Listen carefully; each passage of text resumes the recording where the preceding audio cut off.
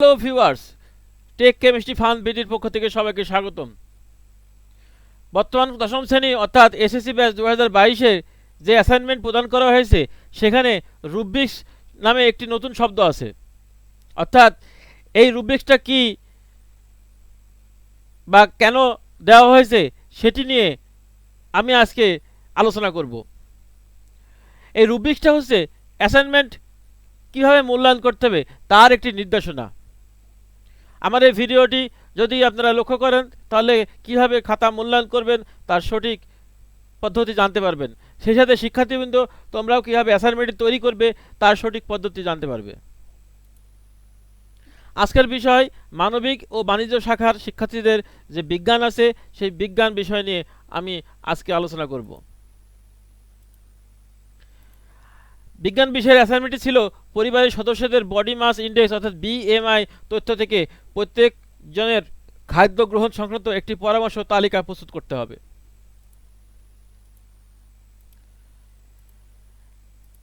এক নম্বর প্রশ্নে দেওয়া হয়েছে ছকের মাধ্যমে পরিবারের ওজন ও উচ্চতা লিপিবদ্ধ করতে হবে। এখন কিভাবে মূল্যায়ন করতে হবে বা কিভাবে ছাত্রছাত্রীবৃন্দ তোমরা অ্যাসাইনমেন্ট তৈরি করবে ভালোভাবে লক্ষ্য করো। যদি ছক তৈরি করে কেউ তাহলে তাকে 1 দিতে হবে, অর্থাৎ এই প্রশ্নে মোট নাম্বার রাখা হয়েছে 4, সর্বমোট নাম্বার রাখা হয়েছে 4। যদি কোনো ছাত্র শুধু ছক তৈরি করে তাহলে সে 1 পাবে। ছক তৈরি করার পরে ছকে যদি দুটো তথ্য ভুল থাকে অথবা অনুপস্থিত থাকে তাহলে তাকে 2 দিতে হবে। এরপরে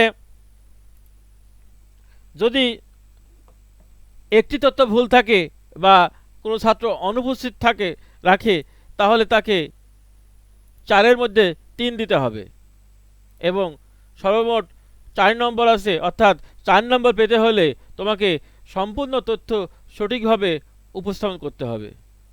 আমরা তখনই 4-এ 4 দিতে পারবো যদি শিক্ষার্থী তার ছকে সবগুলো তথ্য সম্পূর্ণভাবে উপস্থাপন করে, তাহলেই তাকে 4-এ 4 দিতে পারবো।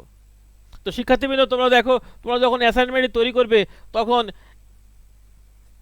কতদূর লিখলে কত নাম্বার পাবে সেটির একটি নির্দেশনা এখানে দেওয়া হয়েছে।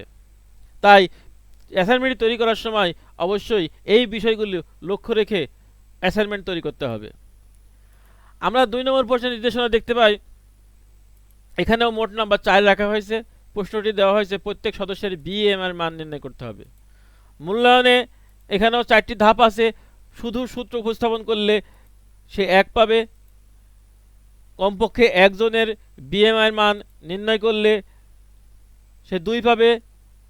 যদি যে কোনো একটি বিএমআই মান ভুল করে, অর্থাৎ 4 জনের বিএমআই মান নির্ণয় করতে বলা হয়েছে, তার ভিতরে একটি মান যদি ভুল করে তাহলে সে 3 পাবে এবং যদি সবগুলো সঠিকভাবে নির্ণয় করে তাহলে তাকে 4-এ 4 দিতে হবে।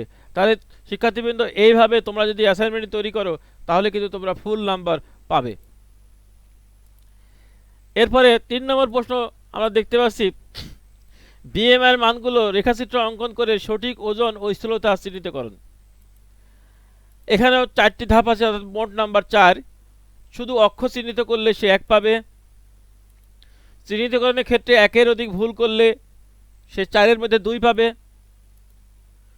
চিহ্নিতকরণের ক্ষেত্রে একটি ভুল করলে তাকে 4-এর মধ্যে 3 দিতে হবে এবং গ্রাফে সবগুলো তথ্য সঠিকভাবে চিহ্নিত করতে পারলে তাকে 4-এ 4 দিতে হবে। এবারে সর্বশেষ প্রশ্ন 4, খাদ্য গ্রহণ সংক্রান্ত পরামর্শ তালিকা প্রস্তুত করুন। এখানেও 4 নম্বর রাখা হয়েছে সর্বমোট, অর্থাৎ যে কোনো একটি পরামর্শ উপস্থাপন করলে তাকে 4-এর মধ্যে 1 দিতে হবে।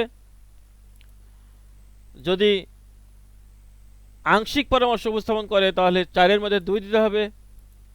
যদি অধিকাংশ পরামর্শ উপস্থাপন করে তাহলে তাকে 3 দিতে হবে এবং সবগুলো পরামর্শ যথাযথভাবে যদি উপস্থাপন করে তাহলে সম্পূর্ণ নাম্বার অর্থাৎ 4-এর মধ্যে 4ই পাবে। আমরা দেখতে পেলাম মোট প্রদত্ত নাম্বার 16।